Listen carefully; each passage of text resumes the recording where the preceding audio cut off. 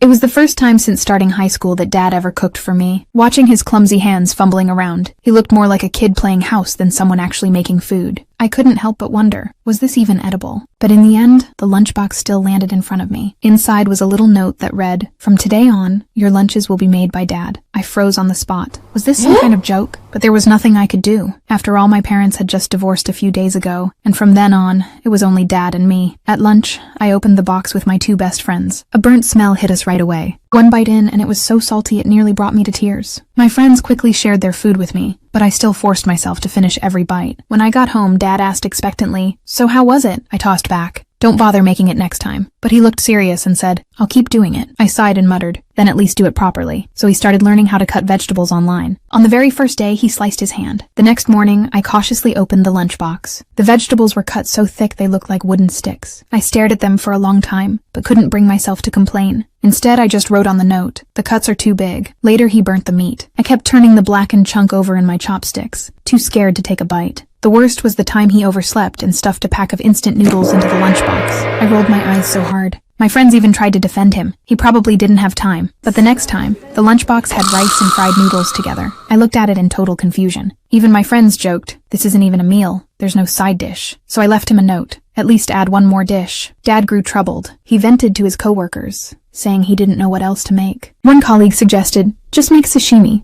It's easy, healthy, and delicious." To my shock, Dad actually believed him. He proudly handed me a lunchbox full of raw fish, saying, "It's really nutritious." The entire classroom soon reeked of fish. I had to sneak up to the rooftop to open it. By then, the fish had spoiled and stank. I was devastated. When I got home, Dad eagerly asked, "Was today's lunch good?" I snapped, "The fish was rotten. Please don't ever make that again." He instantly deflated and went back to complain to his colleagues again. Luckily this time, he ran into a kind female coworker. She told him girls like cute lunchboxes. The food should look colorful and study recipes carefully. That night I saw him more serious than ever before, carefully picking vegetables, flipping through cookbooks, preparing ingredients. The next morning, he woke up early, his whole mind focused on making the lunchbox. And I never imagined that my clumsy, awkward dad would little by little turn those lunches into the most delicious taste in my world.